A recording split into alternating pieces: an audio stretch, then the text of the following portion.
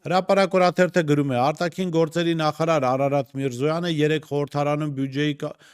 կատարողականի քննարկումից հետո դուրս եկավ եւ անմիջապես հայտնվեց լրագրողների օղակում,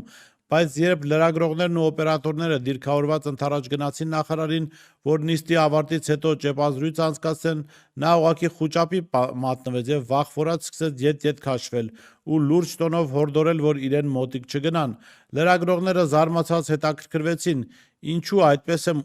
այդպես եմ ուզում, մոտիկ մի եկեք։ Ըստ ամենայնի Արարատ Միրզոյանը չի կարողանում հաղթահարել հոգեբանական վախերը։ 2020 թվականի նոյեմբերի 9-ի գիշերը հիշեցնենք Փաշինյանի ստորագրած կապիտուլյացիայից վրդովված մարդկանց խումբը